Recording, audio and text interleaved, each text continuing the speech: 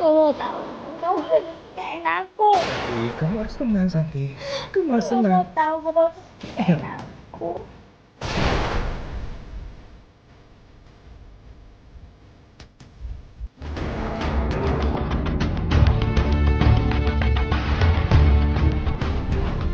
Kamu mau tahu. Kamu udah nikahin aku. Kamu harus tenang, Santi. Kamu harus Kamu mau tenang. tahu kamu nikahin aku.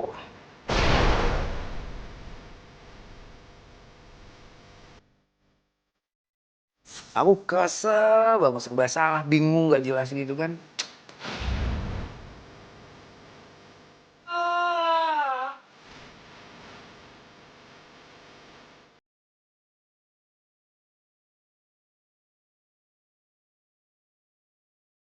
Di situ aku sebagai wanita menuntut hak aku dong, menuntut hak aku untuk status anak aku yang jelas. Dan dari situ aku juga menuntut dia untuk nikahin aku. Bukan kayak kamu, Santi. Tapi kamu harus tenang. Kamu mesti ngerti aku, Santi. Aku harus... Aku mau tahu. Aku gak mau tahu. Mas pokoknya harus nikahin aku.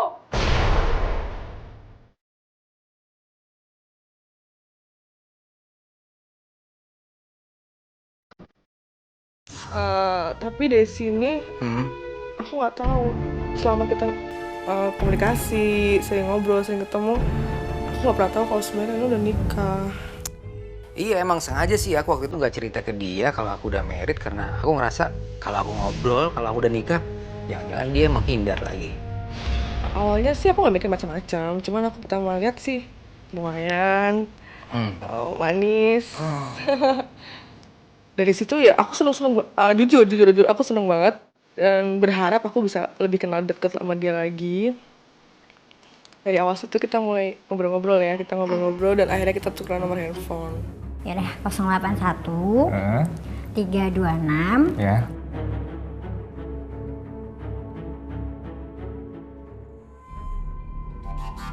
Aku menemukan satu sosok baru nih yang bisa menghibur aku dan ngertiin aku.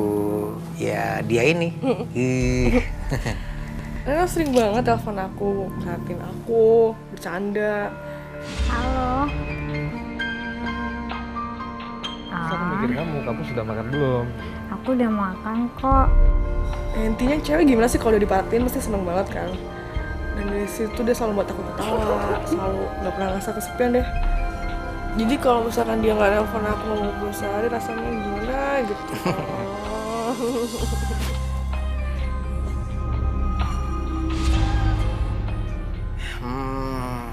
Kita berdua nih pengen berbagi cerita buat semuanya aja. Ya boleh dibilang cerita ini aib ya. Terutama dari akunya sendiri. Aku Reno. Dan aku Santi. Aku punya cerita tentang kehidupanku, masalahku, dan boleh dibilang ya ini pengalamanku juga sih. Aku sudah beristri. Istriku namanya Rita. Papa udah pulang. Sini mama bawain Pak. Capek lah. Capek ya, Pak? Gimana Pak kabarnya? Kerjaannya gimana di sana? Ya.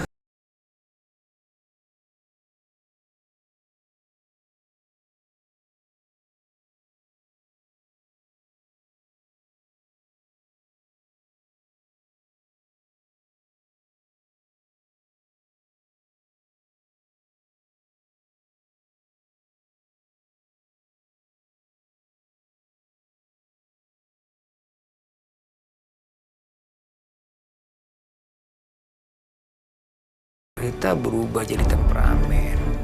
Pak, mama mau ngomong nih, Pak. Mau masalah apa itu? Kita kan udah 7 tahun, Pak, nggak punya anak. Nah, mama tuh pengen kita punya anak gitu. Gimana caranya, Pak? Ya terus maunya mama apa? Kita ke dukun lagi.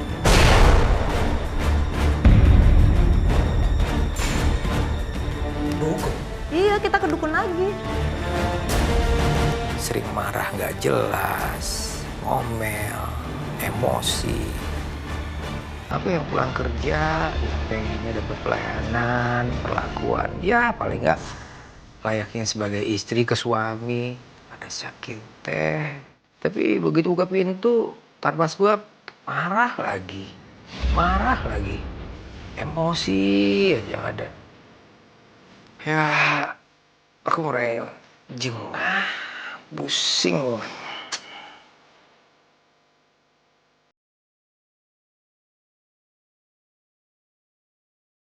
Nah, kenapa sekarang kita bisa begini? Ada dia ini di samping aku. Awalnya aku dapat tawaran kerja dari seorang teman. Dan kebetulan tawaran kerja ini harus dilakukan di luar kota. Awalnya sih si Rita mau ikut. Ma, kamu itu sabar loh. Sabar. Saya yakin, Ma, Papa di sana nanti karirnya akan lebih bagus. Nanti kalau Papa sudah diangkat di karyawan tetap, nanti kita pindah sama-sama sana. Ya? Tapi aku berusaha yakinin dia kalau ini baru masa training. Aku belum diangkat jadi karyawan tetap. Dan akhirnya dia bisa memahami.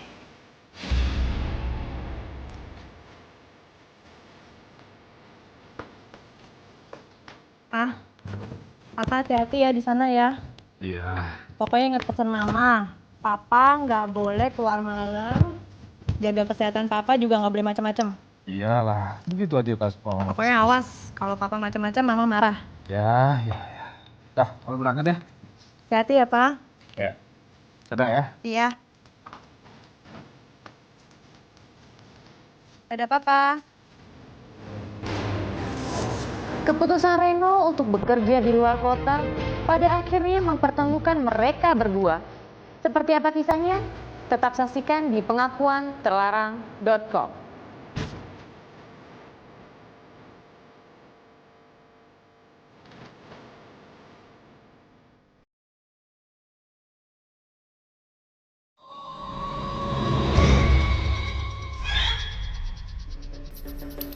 Ya sejak saat itu aku sama sekali tuh nggak kepikiran Rita istriku gitu kan. Kebetulan dia juga lagi sama orang tuanya ini. Nah akhirnya selama ini kan SMS-an, telepon-teleponan, terus kayaknya penasaran juga pengen ketemu. Akhirnya kita memutuskan untuk ketemu di suatu tempat.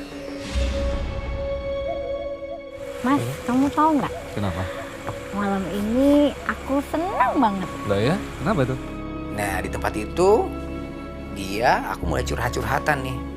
Dan ternyata Santi ini baru putus dari pacarnya ya waktu itu ya. Tapi ya bodoh aja coba kamu tuh, tinggal kamu selingkuh. Nggak tahu kenapa aku punya feeling tuh waktu itu seneng, bukannya prihatin, bukannya ikut berduka ya waktu itu. Tapi nggak tahu, seneng aja. Sih sama, waktu itu aku juga suka sama dia. Dari awal ketemu, aku udah suka sama dia. Kamu tuh baik, kamu tuh lucu, bisa bikin aku ketawa. Bikin lagi enak aja kan. Jadi dia selalu buat aku ketawa di saat aku sedih. Dia bisa caranya dia buat nenangin aku, bikin aku ketawa, bercanda. Apalagi di saat aku masih baru putus sama mantan aku, sakit hati aku hilang gitu aja sama si Reno. Dia pinter banget tuh nyenengin banget, dan akhirnya kita klik ya. Kita jadi Klik. Kan selama ini kita ketemuan cuma di luar, di tempat-tempat tertentu. Aku sendiri penasaran, sebenarnya Santi ini tinggal di mana sih? Dan akhirnya kita berdua berinisiatif buat ketemuan dan datang nyampe ke rumah Santi. Dia nggak kesepian lagi dong kayak dulu. Kan sudah kan? Iya.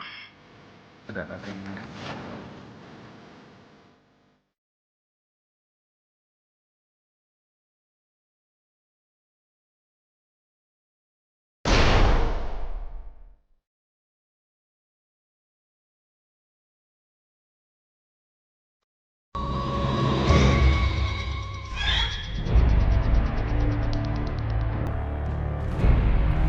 Cinta itu memang buta. Reno dan Santi semakin terjerumus pada hubungan yang semakin jauh. Apakah yang akan mereka lakukan sekarang? Apakah mereka akan menebus semua rasa bersalahnya itu? Ataukah mereka akan mewujudkan mimpi-mimpi mereka?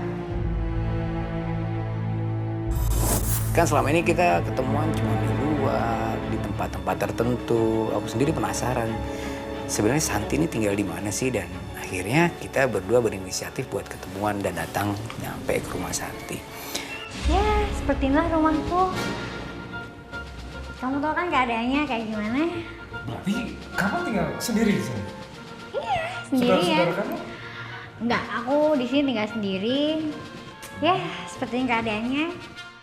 Dan asiknya lagi ternyata Santi tuh tinggal sendirian. Dan aku ngerasa lebih bebas lagi buat cerita, buat ngobrol bareng di rumah Santi itu. Oh ya, sebelah sini kamar mandi. Terus sebelah situ kamar aku. Oh, di situ kamar kamu ya? Iya, masuk aja kamu lihat nggak apa-apa. Boleh. Iya, nggak apa-apa.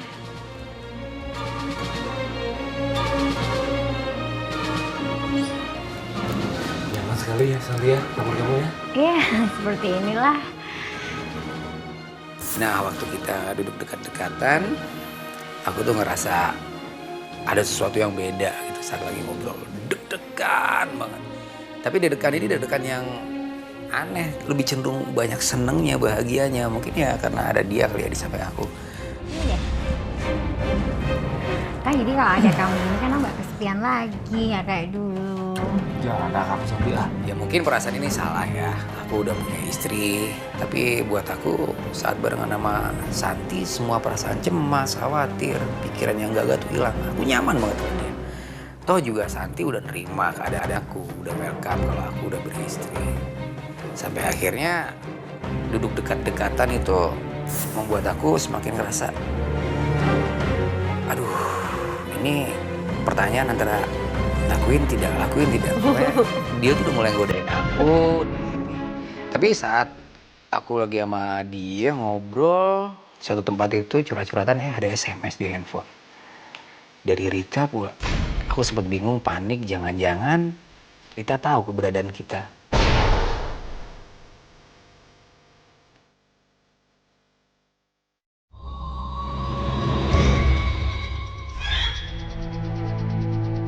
Saat aku lagi sama dia ngobrol satu tempat itu curhat-curhatan ada SMS di handphone dari Rita pula.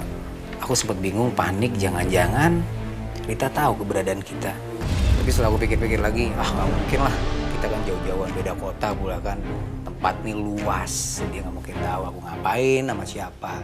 Ya udah, akhirnya aku bohong sama Rita. Sampai akhirnya duduk dekat-dekatan itu membuat aku semakin ngerasa, aduh, ini pertanyaan antara lakuin tidak. Pokoknya dia tuh udah mulai godain aku dan ya nggak sadar aku juga jujur aja saat itu nggak munafik, aku tergoda sama dia. Kamu tahu nggak kenapa ya kalau aku deket sama kamu, aku ngerasa nyaman banget. Waktu itu sih aku rasanya nggak salah banget. Kenapa? Salah. Ya coba kalau aku di posisinya istrinya kamu. Udah. Tapi waktu itu aku coba gak peduli, aku gak mikir apapun, aku gak pikir kemana-mana. Di situ aku cuma pengen bareng Reno, pengen berdua sama Reno, cuma pengen dia ada di sebelah aku, samping aku, bikin aku bahagia. Bener-bener waktu itu aku ngerasa paling bahagia, gak pernah ngerasain sebagai itu. Santi, Iya, malam ini kamu cantik ya? di sisi lain. Aku tidak peduli statusku sebagai suami orang. Aku sangat mencintai kamu. Aku tuh ngerasa cuma kamu yang aku cari gitu. Udah mau Benar. sayang banget. Emang sih waktu itu kan memang kebetulan rumah Santi sepi, kita udah mulai deket, kayak udah gak ada jarak lagi ya waktu itu. Aku udah gak kepikiran masalah-masalah lainnya, saling nyaman. Aku udah, ya bukan Santi aja waktu itu yang ngerasa mungkin goda aku, tapi aku nggak munafik. Aku juga saat itu benar-benar ngerasa kesepian dan kalau boleh sedikit so tahu, Santi juga ngerasain hal yang sama ya waktu itu ya. Sama-sama saling ngisi gitu. Iya, dan ya kita nggak tahu mulai dari mana waktu itu kita obrolin ya. Akhirnya kita berbuat. Dia nggak kesepian lagi dong kayak dulu. Iya.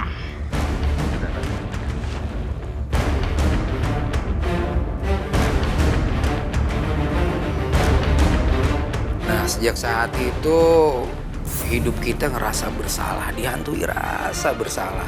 Hidup kita ngerasa tersiksa banget ya. Kayaknya kita masih terus sembunyi-sembunyi. Kita nggak mau orang lain di sekitar kita ngeliat kayaknya ini pasangan kumpul kebo yang nggak benar. Aku pengen ngaku sama Rita. Aku pengen cerita ini semua ke Rita gitu kan, daripada Nanti pokoknya serba nggak enak deh tinggal di sekitar sini. Saat aku udah bulatkan tekad buat ngobrol ke Rita, ternyata aku dengar kabar Rita masuk rumah sakit. Aku kesel banget, serba salah, bingung, gak jelas gitu kan. Semakin gak mungkin banget kalau aku cerita masalah ini, membuat suatu pengakuan kalau aku bareng sama Santi, tapi Rita di rumah sakit. Keadaannya gak memungkinkan. Kami semakin gak jelas, kami semakin bingung, gak tahu harus bagaimana. Suatu ketika, aku dihadapkan sebuah kenyataan.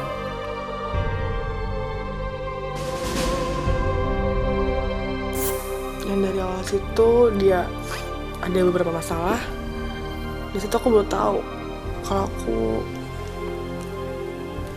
datang bulan telat. Aku hamil.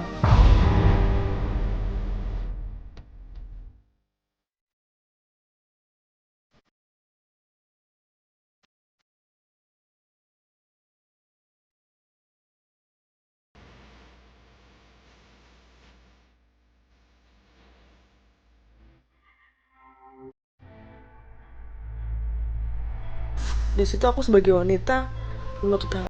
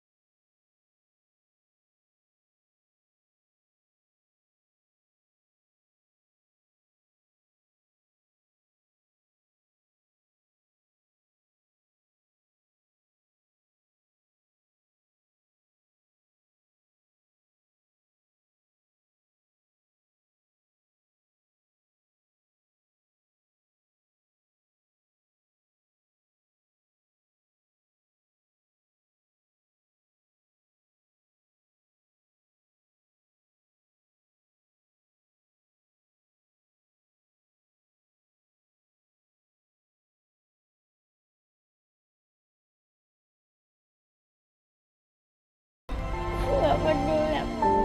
Aku sih jujur aja seneng sekaligus ngerasa khawatir. Aku seneng akhirnya aku bisa punya anak gitu.